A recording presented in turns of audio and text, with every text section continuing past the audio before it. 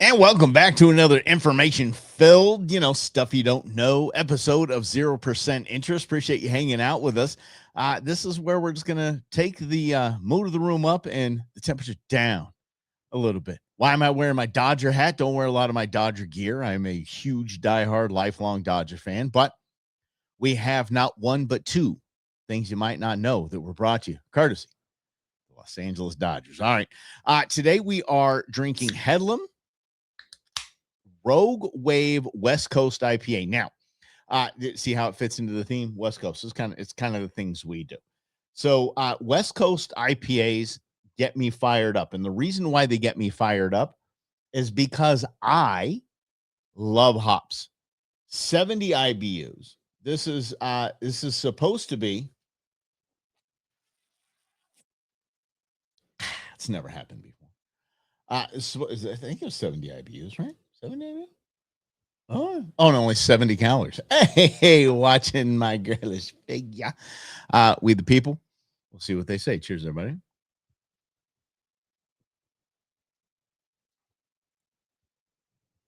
It's tickling the now. It's fruity and I like it. I like that. Very fruit forward. If you want to impress or just act like you belong, if you're doing a wine tasting, so, oh, very fruit forward, jammy. Talk about the dry finish. Anyway, it's an IPA. I don't know if it rises to the IBU level of a West Coast IPA, but a West Coast style IPA, I'm down with. It tastes good. I like it. I'm going to try it again. It's a dang good IPA. I like it. Very, very, very refreshing. And when I think of anything wave, like surfing, things like that, I mean, forget about Rogue with Rogue One, Star Wars. I'm a Star Wars nut.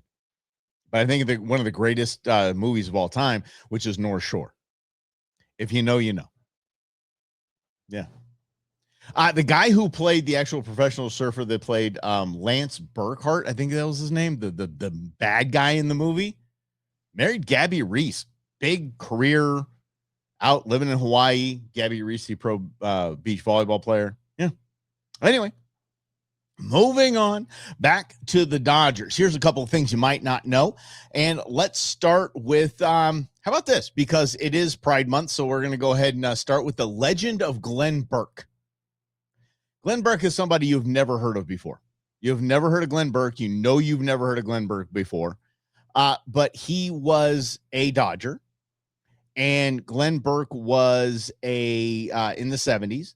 And Glenn Burke was kind of the life of the Dodgers. Like he was like having fun, the showman, kind of the Kike Hernandez of 1977. But he was also the first openly gay professional baseball player. Now, who cares? I mean, the Dodgers are doing first of everything. Dodgers, the first, Jackie Robinson, the first black player in the Major League Baseball, and then the first openly gay man, in Glenn Burke. Now, that's not his contribution because you've never heard of him. You've never heard of him. That is not his contribution to the world of sport. His contribution transcends pro baseball, all of professional athletes, and not even professional amateur athletes as well, and just you hanging out with your kid. His contribution we'll get to in just a moment. Look, in the 70s, let's face it, if you were professional baseball and you had an openly gay player, it's like, and they were like, and Glenn, everybody knows now, so bye, essentially. They ran him out of the league. Unfortunately, Glenn died at age of 42. He died of AIDS. And an unfortunate and tragic end to a man who you're about to learn quite literally changed your life, and you have no idea. Again, first openly gay Major League Baseball player. Yeah, right? Let's go to October 2nd. It was the last regular home game at Dodger Stadium. Dodgers were playing the Astros.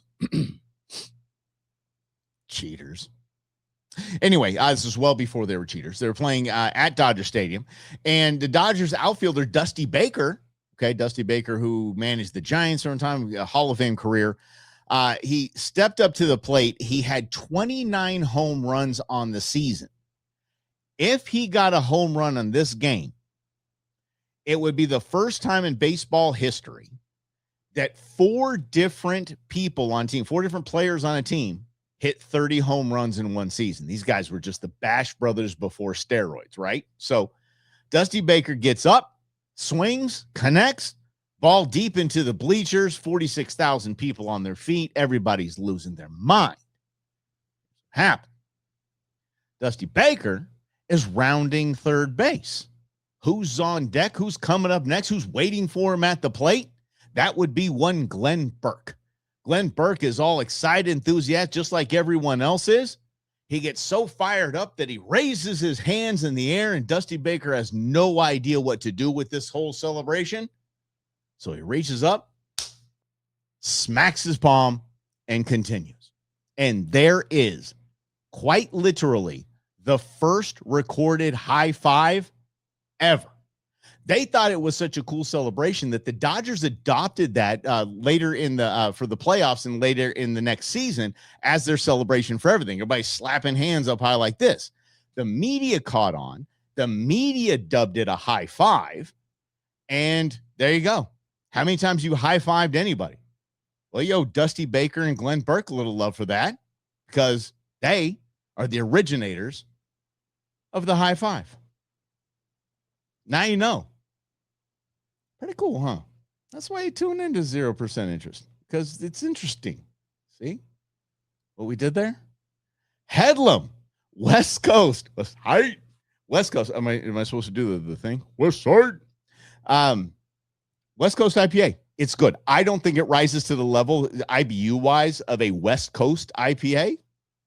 It's a damn good drinking beer. It really is. And normally when it comes to IPAs, I want my tongue to split in half.